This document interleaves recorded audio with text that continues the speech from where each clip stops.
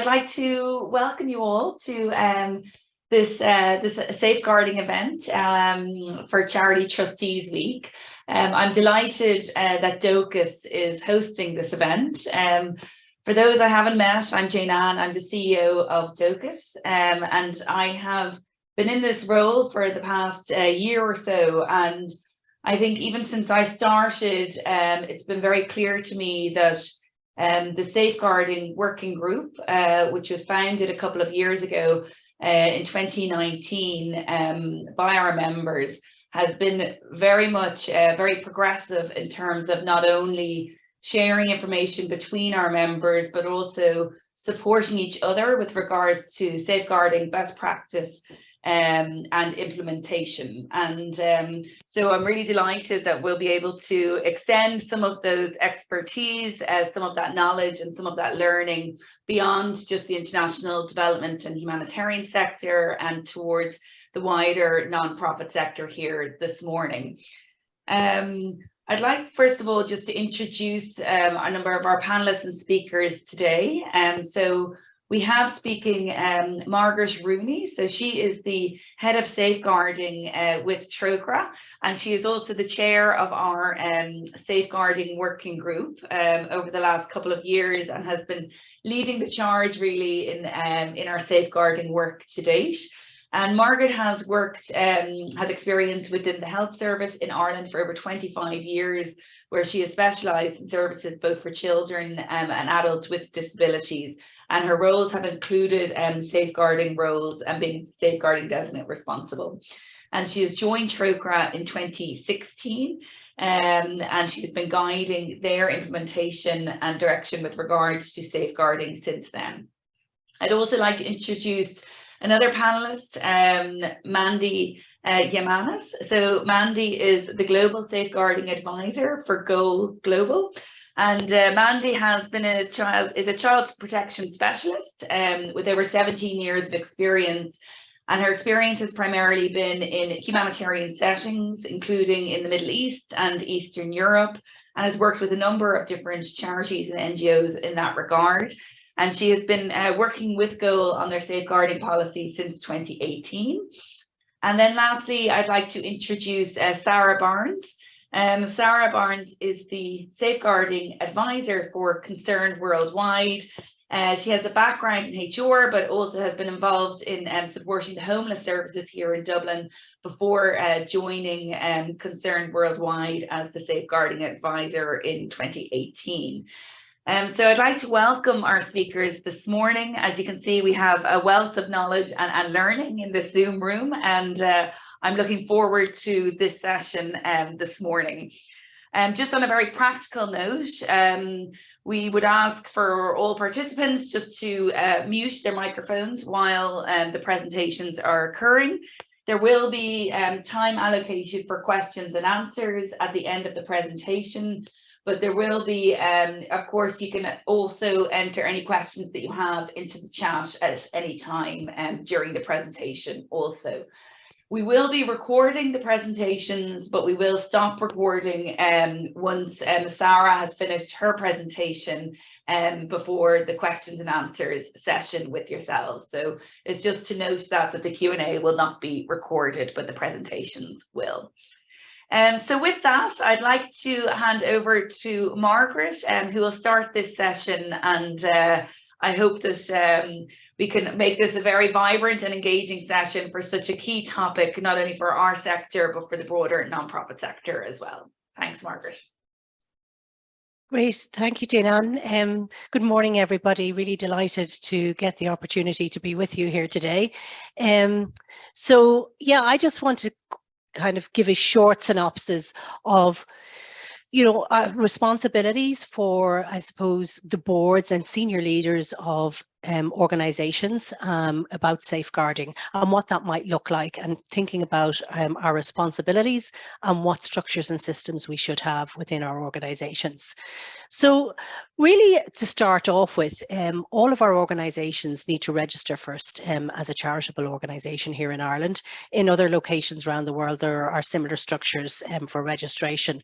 It may not be as a charitable status, but there are registration requirements. Even if some registrations will state specifically safeguarding. As you can see, I've taken a snip out of our own charity regulation requirements, and it will mention that that the remit needs to be around safety and well-being of people that we're working with. So specifically here, safety checks and safeguards in place that meet requirements under Irish law and national standards, policies and procedures. So there are two really useful booklets that guide us on this. One is related to safeguarding children, and the other is related to working with vulnerable adults. Quite a lot of good guidance here for us in when we're implementing our safeguarding within our organisations. Also too, this is probably more for some of us who work overseas, but we would also have requirements in our agreements with different organisations from a funding perspective, but equally too for anybody who's worked in Ireland. And you know, from my health service background, I would know that any engagements that we might have or funding resources through Irish networks would also have a very specific requirement in relation to safeguarding. So just put in here just some of the quick guide to what that legislation looks like in Ireland. So you can see there on the first screen, obviously we have the National Vetting Bureau for people that are working directly with children and vulnerable adults. We have criminal justice, we have the Health Act, we've assisted decision making, and we've the proposed adult safeguarding bill. So quite a lot of, I suppose, legal requirements, but a legal framework in place when we're looking at safeguarding within Ireland. But you know, we've also too, as a country, signed up to many international standards. And again, here we've called out some of them being the UN Declaration on Human Rights, the UN Convention on the Rights of the Child, the UN Convention on Elimination of all forms of discrimination against women. So really, when we're looking at our safeguarding work, we're actually looking at the national legislation, and we're also looking at the international standards that we subscribe to. So then I suppose when we think about why have we been doing safeguarding, you know, is it because it's a registration requirement? Is it because it is a requirement of maybe our funding organisations, or is it a requirement under legislation? Of course, all of those things are very relevant. But what's also equally important is our moral obligation. And when we are working as charities, we are working under I suppose, the commitment to change lives for people in a positive way. And so when we're doing that, we want to make sure that we do that in a way that doesn't cause somebody any further harm. So it really sits into our duty of care as charities, as we deliver the services that we're providing or provide supports to individual, that it's done under the way of what we call in our sector a principle of do no harm. So really, I think when you take that as the foundation as to why we're doing safeguarding and look at it under our moral and ethical obligations, having the structures of the registration, of the legislation and of the donor requirements also helps to support that for us. So in 2019, towards the end of 2019, following the establishment of the Dóchas Safeguarding Group, many of the leaders of our organisations came together and they developed the Dóchas Safeguarding Code. And it speaks to a lot of that kind of ethical obligation and moral obligation, and really focuses on creating cultural environments where safeguarding safeguarding abuses or concerns do not flourish. So you can see there, you know, as leaders of organisations taking on our personal responsibility, working under the principle of doing no harm, creating an inclusive organisation, identifying where privilege and power might exist, and ensuring that that privilege or power doesn't lead to opportunity for abuse and exploitation. Listening to people and hearing their concerns and being able to identify where there are potential safeguarding concerns. And obviously, where there are safeguarding concerns, having a good response mechanism in place that considers the survivor at the centre of that response.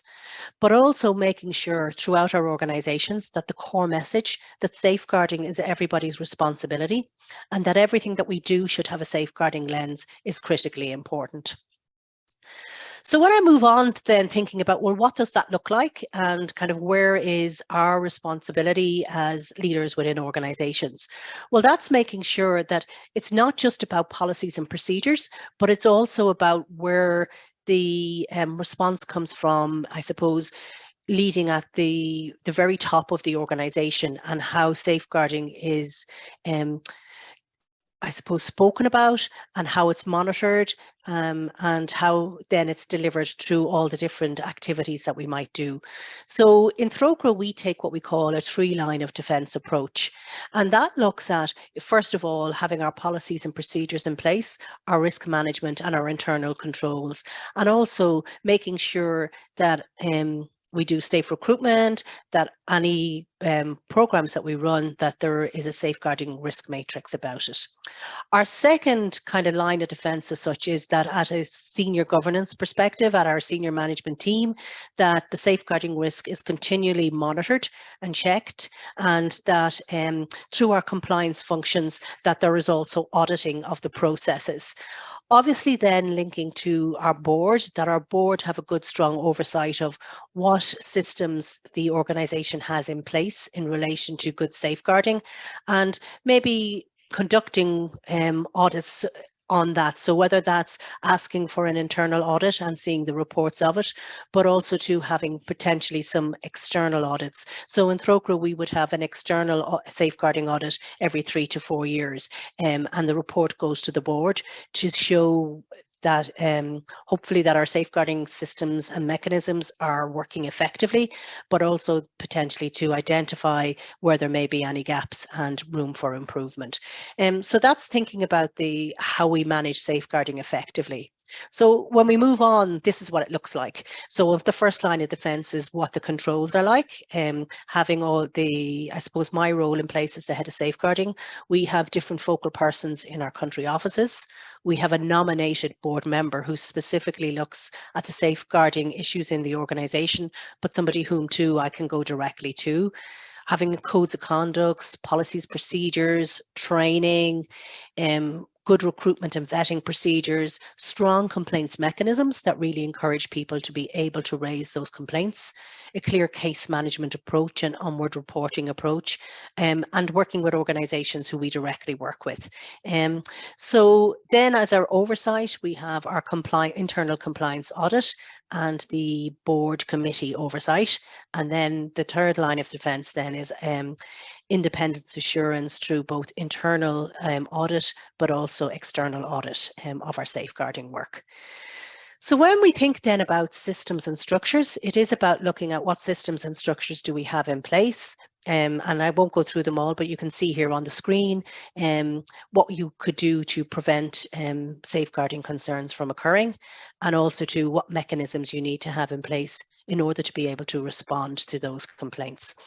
And then the next step then is to think about who are we bringing into our organisation. So when we look at our organisation and we think about the number of staff we might have or the number of volunteers, that looks very, very different for each organisation. And so for each organisation, you have to look and see, well, what's the size of our organisation? What's the type of supports that we're delivering? But you can see there the elements in green look at having somebody in your organisation who is a safeguarding lead, who is able to bypass any line management structures and go directly to the various different people that they need to talk to, that they are the person that continues to develop good practice within the organisation, links in with the various networks that might be available, and ensures that your organisation is of the highest standard. The next thing that you need to have in place would be thinking about, well, what if you receive a safeguarding complaint tomorrow? It is about having an appropriate team of people who are able to assess that safeguarding complaint and know the referral pathways and the appropriate mechanisms for managing that complaint. And then the next step is obviously having your executive leadership team who are responsible on a day-to-day basis for ensuring that safeguarding is in place, and that's led by the Chief Executive Officer or the director of your organisation. And And then I suppose the last piece to have in place and think is really important is a board member or a board subcommittee with the responsibility for oversight of safeguarding. So that's kind of the people that you have. So we've looked at the systems that need to be in place for good safeguarding, so commitment statements, safe recruitment, code of conduct, safeguarding policies, risk assessments, safe programming, training, communications and monitoring, and then thinking about the response, having good complaint mechanisms so the complaints are raised in the first instance, a mechanism for responding to those complaints, a good understanding of the legal systems and also of the support mechanisms that are available, and then how you're going to care for people who have potentially been abused as a result of the activities or individuals within your organisation, and most importantly, the reporting requirements that you have in relation to those complaints. So yeah, so this is just a brief outline of the difference between the board representative's role and the role of the director or the chief executive officer. So you can see there that the board's role is more of an oversight, whereas the CEO's role is more taking on that responsibility of ensuring that safeguarding is well managed within the organisation and that the right systems are in place and that the right people in those safeguarding roles are in place as well. And so you can see there that the board member ensures that the policies are robust, that there's adequate reporting to the board, and that the board is immediately told of any serious safeguarding cases, that they have a board member who acts as an advocate for safeguarding, who ensures that the regular audits and reviews are done, that the board themselves are trained and are recruited under safe recruitment mechanisms, and that there's good case management systems in place. Whereas the directors obviously are the ones who lead the culture within the organisation that promotes a positive culture in relation to safeguarding, leads on the day-to-day responsibility, ensures resources are in place. So ensuring that you do have the identified people to roll out and lead on safeguarding, but also any of those support mechanism resources are in place, is the one who has oversight of all the safeguarding cases and is the person who links directly with the board. Obviously, direct point of contact for the safeguarding lead. And then obviously, if there is any concerns or if there is any media attention in relation to safeguarding, that the CEO director is the person who is at the forefront of that response. So managing safeguarding concerns, for us in the sector where we work, in international sector, what we need to have really is a real understanding of the different contexts in which we work. So we start out by making sure that there is a clear understanding of the person who receives safeguarding concerns. So even if somebody else within our organisation receives a disclosure or receives a complaint, they know that they have to refer whom they should refer that safeguarding concern to. So in Ireland, that would be a designated safeguarding person. Who manages the response? So is there a particular mechanism in place? Is it solely with the designated support person, or what network or who in the management team does that person need to link with?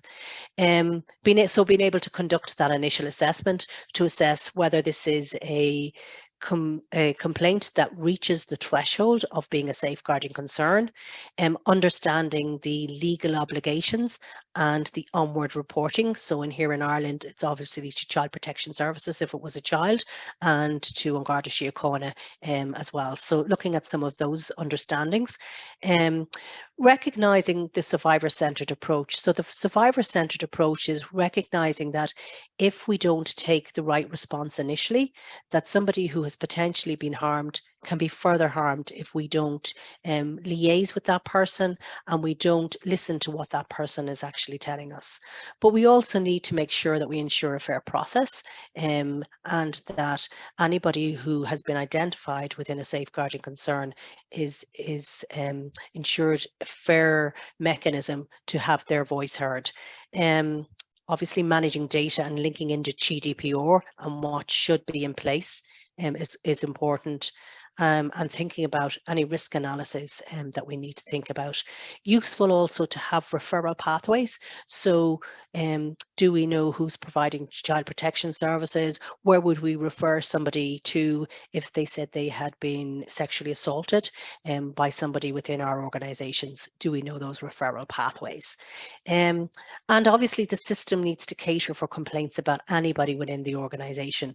So having a response mechanism that is solely led by a small group of people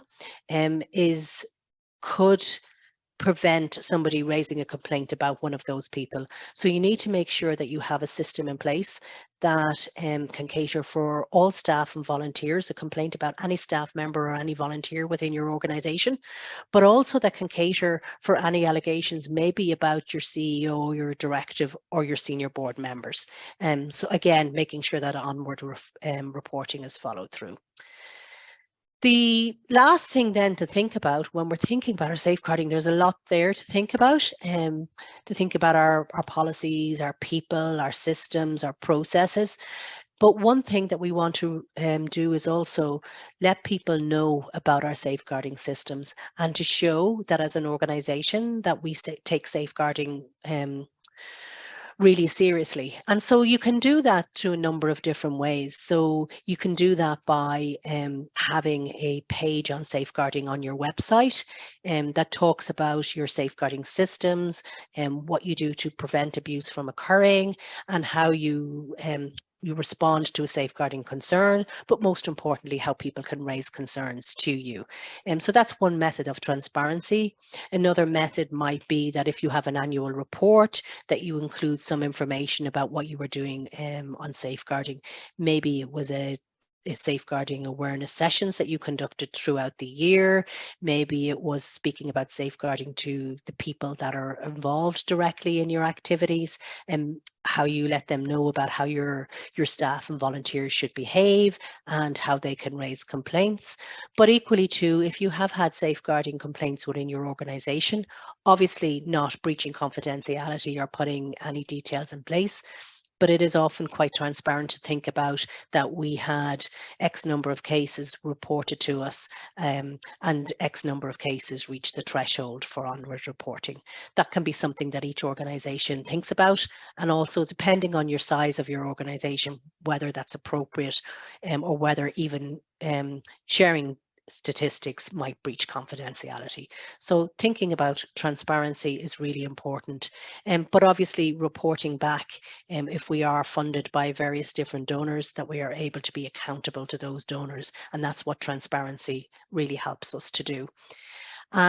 So that's the end of my presentation. It was short and quick, we're trying to stick to time here today, but I've shared my contact details here on this slide, that if you want to contact me beyond this session, please feel free to do that. And obviously we'll have space for some Q&A at the end of this session as well. So thank you very much, everybody, for taking the time to listen to me today. I appreciate that.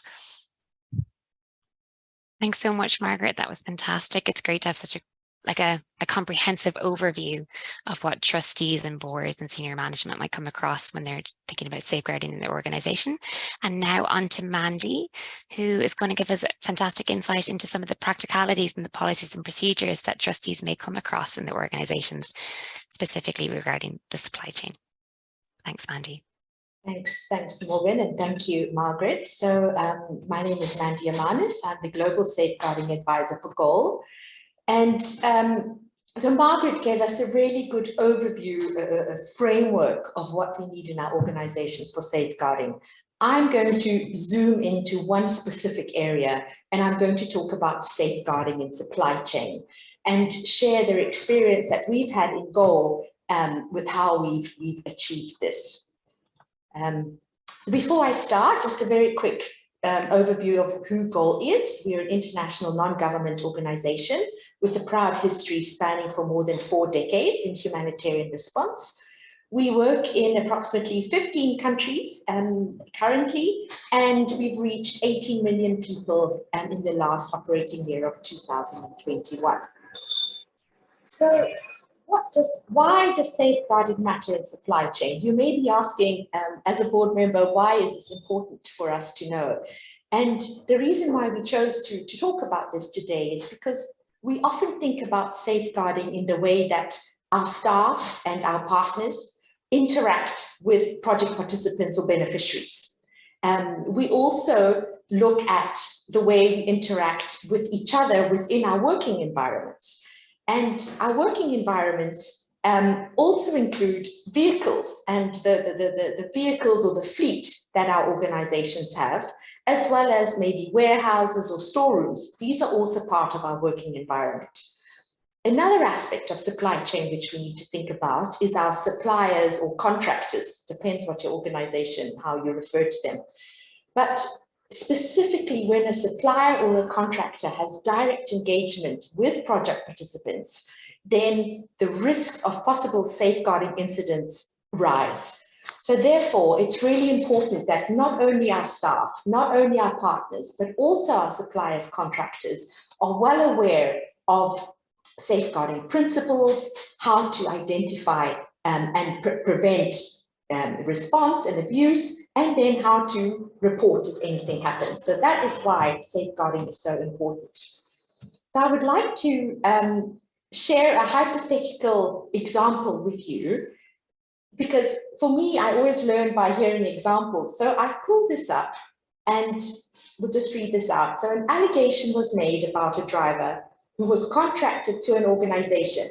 It was reported that the driver was verbally harassing a female staff, and he continuously made inappropriate comments about his sexual liaisons.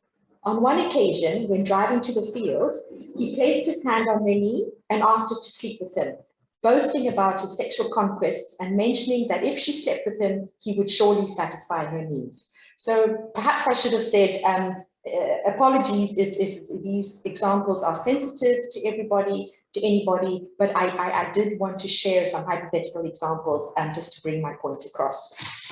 So understanding that safeguarding incidents happened, the first thing that GOAL did was to integrate safeguarding into our fleet manual and our driver's handbook. And we started off with looking at our fleet manual, updating our procedures, as well as looking at subcontractors. So your organization may or may not use subcontractors. For example, you hire taxis or you hire cars. We do have that in GOAL. So we also looked at updating procedures in our manuals for subcontractors. And then when we were subcontracting, we identified and we developed some safeguarding questions as we were screening or interviewing the subcontractors, just to make sure that they had the similar values and principles that we have in GOAL. We've developed safeguarding clauses. In all new contracts, we have a specific clause directly referring to safeguarding. And we've asked all our drivers to sign, whether they are full-time drivers or a driver that sometimes joins the organization on a part-time basis. Each and every driver should be signing your safeguarding policies and adhering to them. Furthermore, we developed key messages in our manuals. So, for example, in GOAL, we discourage drivers transporting anybody under the age of 18, which are classified as children, and only if it's absolutely necessary to transport children under the age of 18. For example, if GOAL is holding a youth conference and we need to transport the youth from their housing to the conference, then the logistics and procurement manager needs to consult with our safeguarding advisor to ensure that we cross all the dots, cross all the T's and add all the dots, and that we get a consent form. So a consent form from a parent or a guardian allowing that youth to be transported by a GOAL vehicle. And then also reporting. It's really important for our drivers, as I said, if it's a full-time or a contracted driver, that they know and understand what are appropriate behaviors, what are inappropriate behaviors, and how to report if that does occur. So training and ensuring that these members of our teams also are aware of safeguarding. As well as our warehouses or our storerooms, warehouses are often predominantly male environments, and we aim to ensure that such environments are not intimidating for women. So what have we done? Again, we reviewed our warehouse manual, and we've inserted some key messaging, helping our staff to understand safeguarding risks, reiterating behaviors which are required to treat all colleagues, regardless of their gender, of their age or disability, with respect.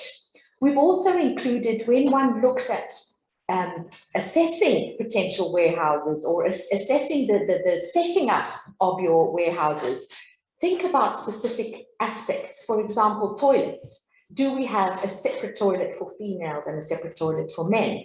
Do we have adequate lighting?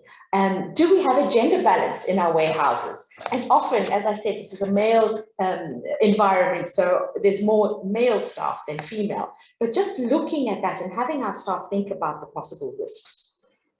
We also ensure we give safeguarding briefings for all staff.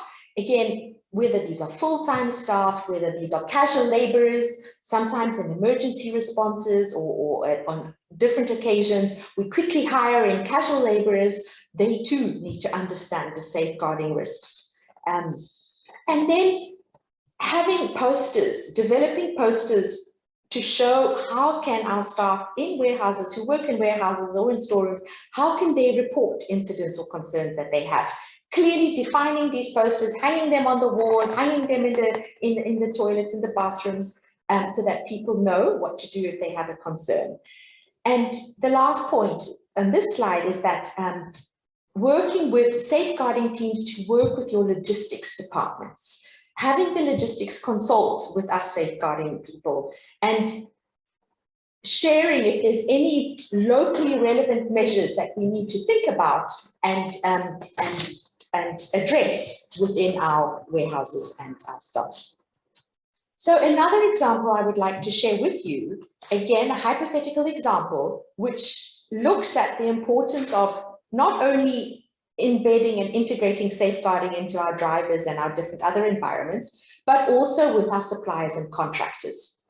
So this example is an individual who was subcontracted to an organization to do construction work, sexually assaulted a 16-year-old girl in a village. It was discovered that families in the village open up their homes for contractors to stay in. This appears to be a common practice in this area. The alleged perpetrator has been arrested and is currently in police custody.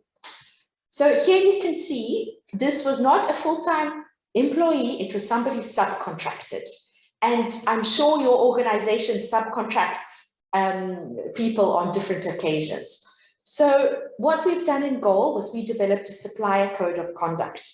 And this was a joint effort. We've got many teams got together. So it was from our legal team, our compliance team, the safeguarding team, logs and procurement team. We got together and it was a long time, period of months, we developed a supplier code of conduct, which I will refer to as the code. And this code describes minimum expectations that we expect from the supplier contractor, looking at integrity, ethics and conduct, conflict of interest, fraud, safeguarding, labor and human rights, etc. And we identified all these different areas in one simple code of conduct. It's 3 pages long, so we tried to keep it short and concise. It was reviewed, very important, by legal. So once we had our code, we piloted the code in one of our offices in Sierra Leone and asked the team to provide us feedback. So the code was well received, but there were some learnings that we had. So for example, it's all very well to ask the manager of a supply company to sign the code, but then the actual people who are contracted, for example, the person digging the hole in the borehole, they are unaware of the code. So our Sierra Leone team suggested that awareness raising was needed with the actual suppliers doing the work, actual suppliers who have direct contact with beneficiaries. So what they did was they held short 10-minute briefings with the contractor doing the physical work and the community at large, and they discussed what were the safeguarding principles, inappropriate and appropriate behavior, and how to report. And this was a really great learning for us at HQ. We then launched the code globally through a webinar and translated the code in the various goal working languages. So following our learnings from Sierra Leone, we developed these visual aids. These are simple flashcards or posters which have been laminated, depicting the 5 different types of abuse. So for example, a goal staff or goal supplier, a supplier contracted to goal should not physically abuse a project participant or should not sexually abuse a project participant. And using these simple visual aids to raise this important message to the contractors, who many a time are illiterate, but also to the community themselves. So 6 to 8 months after we launched the code, we conducted a survey just to see how our country offices were doing. And we got really good feedback, really good productive feedback from the procurement and safeguarding teams. And we saw that, they still were a bit unsure as to which suppliers need to sign the code. Is it only those that suppliers above a certain above a certain dollar sign, so above $5,000, for example, or do all suppliers need to sign the code?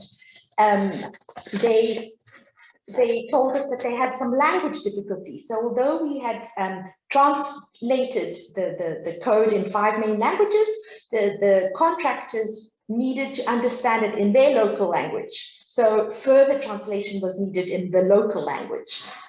They also said there was a duplication between the code and the terms and conditions. And then it was unclear whether suppliers who had only direct contact with beneficiaries or project participants should sign, or whether all suppliers should sign. So for example, the person who delivers paper for your printers in the office, should they also sign the code, or should we have only those with direct contact? So what we did was we then looked at having a risk-based approach. So we did a mapping. Well, we're still doing it. We're in the process of doing a mapping of our suppliers, identifying and categorizing which suppliers are high risk, which suppliers are medium risk, and which suppliers are low risk. And then that would allow us to see what is needed specifically for the high risk suppliers. We also translated the code, as I said, in local languages so that the local contractors could understand. We developed a tracking system. So within our order tracking sheet, we've developed a line so we can track suppliers who have signed the code and who have received training. And this is really important for those of you who have ECHO funding. It's one of the requirements for ECHO funding to see if suppliers are signing your code of conduct. We updated our terms and conditions, and we continuously hold webinars to support the country teams. So to end off, what were our learnings? Our learnings were that before we launched the code, further clarity was needed with our teams. So we've gone back to the drawing board, and we've started to review all our manuals. We've now decided to develop one manual, and this manual will include key elements linked to procurement, ethical procurement procedures, supplier code of conduct, safeguarding, due diligence. So we will have only one manual available for the logs team.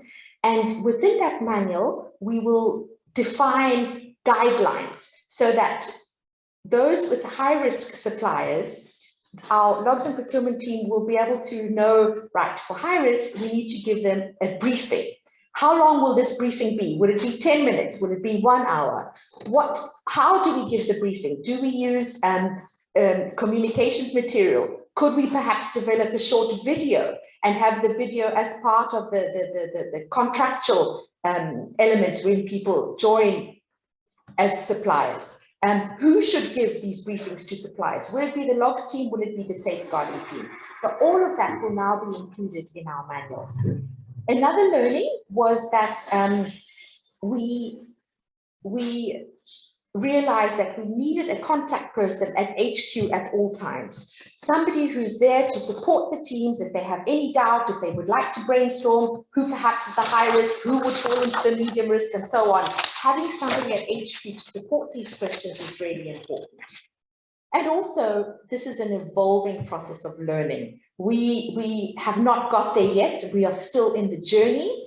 Although we have started this journey, we've got a long way to go, and we need to continuously grow and learn and adapt. It can't be a hard and fast area for us. And finally, I think the most important message for me to end today is that we need to encourage our teams, regardless of the safeguarding focal points, the logs and procurement team, to start thinking about safeguarding risks. Having them go past this being a compliance element, having them think over and above that this is a tick box, right? We've got our supplier code, the supplier signed, tick the box. No, really open up dialogue, have them think about risks, and have them understand the risks, have them brainstorm what mitigation measures we can put in place so that safeguarding in supply chain matters. So thank you. I hope I haven't gone over time. But if you have any questions for me, you could also contact me. There's my email. And I'd now like to hand over to Sarah. Thank you. Thank you, Mandy. That was fantastic. And like you ended, it really is important to think about including the whole organisation and team if we want to start moving beyond compliance to implementation and thinking about those risks and how that will work in practice. So we're on to Sarah now. Sarah, I think you might have a... Yeah, thanks very much. Yeah, thank you. Thanks very much, Margaret and Mandy. It's great to have these reminders of the overviews of safeguarding. So, and thanks everybody for joining this session. I hope this will be useful. But similar to what Mandy was doing there, she was kind of honing in on the supplier side. I'm honing in on the employment cycle or the safe recruitment practice. So I'm Sarah Barnes, I'm Safeguarding Advisor with Concern Worldwide. And prior to that, I had been working in Focus Ireland in the HR department there. So I always, and anytime I'm talking about safeguarding, just to remind that it's a sensitive subject, and it's not to assume that anybody on the call might not have been affected by some of the things that crop up. So in this, we have to look after ourselves, so just be mindful of that. So safe hiring practices and stitching safeguarding into the employment cycle of staff and volunteers is a really important pillar in safeguarding. So I'd like to just discuss why it's important and how organisations are and can make sure that their shields are up, that they are safeguarding by letting the right ones in and kind of honing in on exploring safe hiring practices. So the definition that Concern uses for safeguarding is from the core humanitarian standard, and that's in humanitarian work this is like a gold standard kind of thing of how you want all of your operations, how your whole organization is operating safely and meeting standards. So, but anyway, the definition that is used in Concern is that safeguarding is the responsibility of organizations to make sure their staff, operations and programs do no harm to children and adults at risk, nor expose them to abuse or exploitation.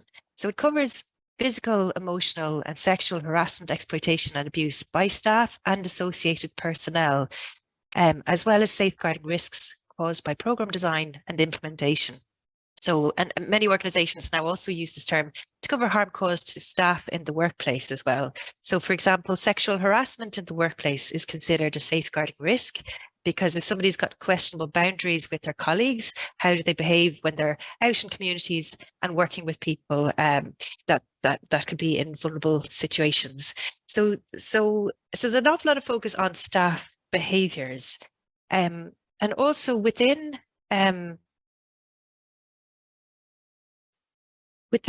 safeguarding, power inequalities are at the root of safeguarding incidents.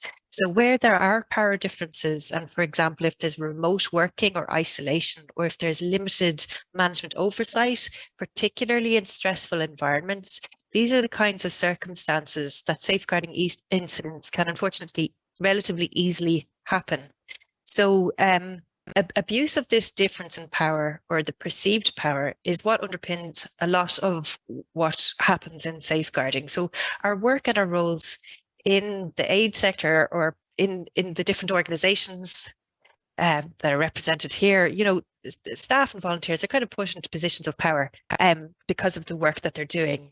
And those people who may be in positions of less power can be more vulnerable and at risk of abuse, neglect, and exploitation.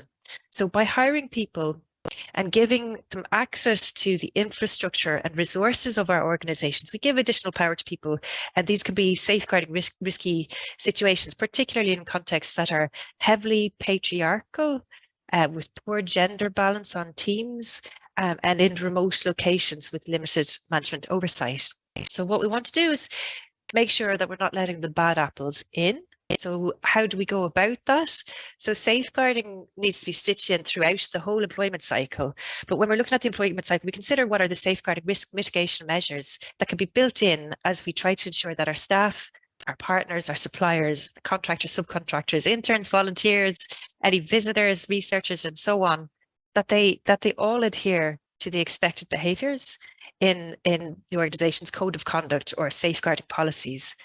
So we need to have a particular focus on the recruitment and selection, as this is the gateway into the infrastructure and positions of power within the communities that we aim to assist. So that image is taken from the Safeguarding Resource and Support Hub. So what's the problem? I suppose harm has been and continues to be caused by people who are hired and retained by organisations in any institution, but there's been a focus in recent years within the humanitarian aid and development sector. But we know from reading in the news, that there's no institution that safeguarding isn't a concern. So people who cause harm, they don't wear labels. People who cause harm can seek out loopholes and weaknesses in recruitment practices to gain access to children or vulnerable adults in contexts where there may be limited legal protections, for example.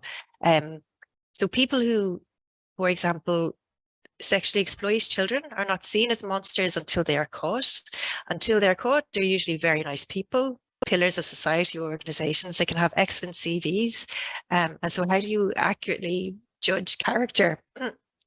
So what do we need to do? We need to let the right ones in to our organizations, kick the bad apples out and make sure that they don't continue to move around the sector and continue to have access to children or adults at risk, and to strengthen response systems to ensure that a zero tolerance for harm and abuse is applied. So demonstrating a positive safeguarding ethos from the start of the relationship with the candidate or future employee in how the job is advertised. It starts to convey the message that this is an organisation that takes safeguarding seriously, and this is a good thing for candidates to see. Candidates will be kind of reassured to know that they're joining an organisation that takes safety seriously and that prioritises safeguarding. So as well as letting people who may have intentions of causing harm, letting them know that you're not a soft target for career perpetrators or opportunistic harm doers. So you're setting the tone and being really clear about how you regard safeguarding in your organisation. So I think Morgane is going to share a poll with participants here, and it's just asking, like, what are the challenges to having really robust and safe hiring practices? And I'm not able to see that on the screen, but I know the suggestion was there could be lots. Brilliant, thanks. So there we go. There everyone, and you can see there's a link in the chat, or you can visit www.menti.com. and then enter the code 33930594. I'll just click over and slide now for you, Sarah. Thank you. Great. Thanks, Morgane. Okay, so hopefully everybody's able to access that okay, but there's a few things that might be barriers to making this happen, but, getting reliable references, timely response from candidates and referees. Sometimes we can send these requests and they go unanswered. They can take chasing. It's time and effort, and time and effort in our work is obviously money as well. There's costs involved. People choose their referees as well. So people can sometimes choose their best friend from the organization that they worked in to provide a reference. So it can be difficult to authenticate references as well. People may not hold the qualifications that they claim to hold. People lie about their experience. Emergency situations can require speedy recruitment, and that can sometimes result in people cutting corners. I might just pop my slides back up there. Oh yeah, I'm starting to see it. Okay. Yeah, so organizations might have limited time and resources. There can be, for the work of goal, Trócaire and concern, there can be different employment laws that apply. We'd have offices in Northern Ireland and the US and the UK, as well as the programmatic context as well. So there's all different employment laws that apply, and you have to adhere to those in different contexts. Balancing, protecting the organization from litigation. There could be fear or perceived fear about, candidates suing for, what might be perceived as unfair treatment through the recruitment process. So this can be a kind of barrier. The legislation about criminal background checking and kind of GDPR concerns. And in the context that we were working in, some of the context might not have systems similar to the Garda vetting unit. So I appreciate that a lot of the participants here are in organisations based in Ireland, but these can be challenges within the aid sector in particular. But making change happen in established systems can be really difficult as well. People don't like change an awful lot of the time, so trying to convince people, of the benefits of it. Okay, so thanks for those contributions. Thanks, Morgan. So I'm just going to pop up my slides, so keeping me on track, hopefully. Okay. So I suppose those are lots of the different kind of challenges and barriers to introducing these safeguarding measures. But I suppose what's the bigger risk? So doing really robust and safe hiring can be time consuming and have more work involved. There could be perceptions that this will deter good candidates from applying, or creating too many barriers to hire people, or delays. So it can be a challenge to find people with suitable skill sets and experience required. But what's the bigger risk? So we want to balance the rights of the applicant and ensure that they have a positive experience through the recruitment process. So we're very mindful that if you are interviewing 5 candidates for one job, there's going to be 4 people that go away, and you're mindful of it's a PR exercise as well. You want them to have had a positive experience with your organisation. But balancing this with our responsibilities to protect children and vulnerable adults, that trumps, kind of employment law considerations. That's the priority. So principles to apply in hiring, that there's transparency, fairness, and equality. We have these lenses on our processes. So balanced with the responsibility to safeguard the children and adults that our organisations are trusted to assist. So our shields are up, and we're not a soft target for perpetrators of harm and abuse. And that's, how we advertise and all the way through the employment cycle. But some suggested safeguarding measures in hiring practices or in the employment cycle is sending clear messages about the commitment your organisation has to keep children and adults safe. So being explicit about your organisation's position on safeguarding, having that on your website, including that in communication when you're inviting candidates, to this is our policy, please read this in advance, there'll be questions on it, that kind of a thing.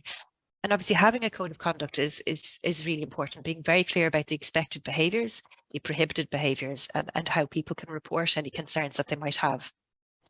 Giving candidates fair notice. It should never come as a surprise to somebody that they're expected to go through a criminal background check or a Garda vetting at the last notice. They should be told that in advance, and that can act as a deterrent sometimes for candidates that may have intentions of causing harm. To risk assess the roles, to do things like the criminal background checking is quite an intrusive process. So you need to have your legitimate reasons for doing so. And there's clear guidelines in the Garda Vetting Bureau Act around that. And I'm sure a lot of people on this call would be already familiar with that. But it's very clear, what types of activities are within what is possible to do the Garda vetting for. But risk assess the roles and know which ones you need to have your criminal background checking for, and which ones it would be possibly an intrusion into that person's privacy to ask that of them during a recruitment process. We've introduced a self-declaration of relevant previous criminal convictions.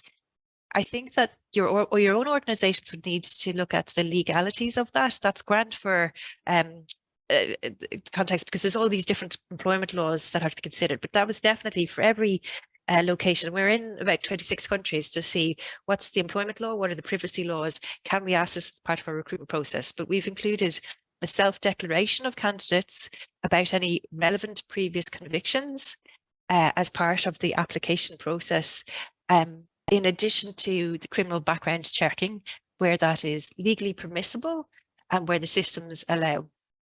Having equitable hiring processes, realistic criteria that does not unintentionally exclude good candidates.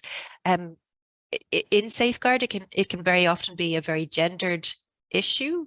And, you know, having gender balance on teams is a safeguarding measure. And there's kind of research out there that would support that women candidates will only apply for a job when they 100% meet the criteria, whereas men candidates can apply when they 50% meet the criteria. So it's important that your criteria is set realistically and doesn't unintentionally exclude people. So just, yeah, the criteria setting in the job description, there's safeguarding considerations in that, and you want to have gender balance in your teams and also in your hiring panels. Building safeguarding competencies into the job descriptions have considered, you know, some standard safeguarding competencies. And I know that, for example, from the homeless services, there was a competency framework that was developed for homeless services in Ireland that had really good competencies identified, that, you know, it was just good language to use in terms of putting this into job descriptions and so on. So that, I think, is still out there in the public domain, and some of you may be aware of it already, but it's a really good resource to refer to. Build in the code of conduct, the expected behaviours into your contracts of employment. You know, the expected behaviours form part of the terms and conditions of employment. Ideally, interview panels should be trained and sensitised in safeguarding. If you're going to be asking safeguarding related questions, the panel needs to be in a position to assess a suitable and good response, and also to be able to recognise any concerning responses around people's attitudes to children, for example, and so on. So including safeguarding specific questions in interviews and assessments. Having a healthy, respectful curiosity about gaps in CVs. We've had a very strange few years. People will have legitimate good reason for having gaps in CVs, but also some people may have gaps because they don't want to share a previous employment experience where they might have been dismissed for concerning behaviour, or you know, depending on the circumstance, there may be in a period of time where people were spent time in prison, and you know, you'll be doing criminal background checking where it's warranted, but you know, the interview can be a good opportunity to start those conversations and have be clear on why there might be any gaps in CVs. Be upfront about the expected behaviours in advance of candidates joining and throughout the employment cycle. I would recommend to the people that I work with and concerned to have a minimum of 2, but ideally 3 references from the most recent employers that are verified for authenticity. So a follow-up call should be made to make sure that the person who provided the reference was in a position to do so. Qualifications checked for authenticity. Person's name matches, you recognise the institution. It's not necessarily going to get them notarized or anything or going back to the university, but just a sensible approach that they hold the qualifications that they claim to hold. ID checking throughout. So I don't know if organisations would have like a written assessment and interview before the candidate starts, but throughout the process, it's to check that the person is who they say they are throughout the process. Fair procedures apply if candidates' screening process indicates concerning past behaviours or attitudes of values. It's an organisation called NACRO, N-A-C-R-O, in the UK that has some really good guidelines for people who are returning to the workforce after periods of time with in the criminal justice system. So people who may have previous convictions. Obviously, everybody should have an opportunity for a second chance, you know, particularly they've paid their dues or whatever, you know. So kind of guidelines to see, well, how do you go about risk assessing that? There's some really good guidance out there. Particularly from the NACRO site. So having that preparedness. So if you do your criminal background checking and it crops up, well, what are your processes that are fair, that are transparent, and have an equality lens on them as well?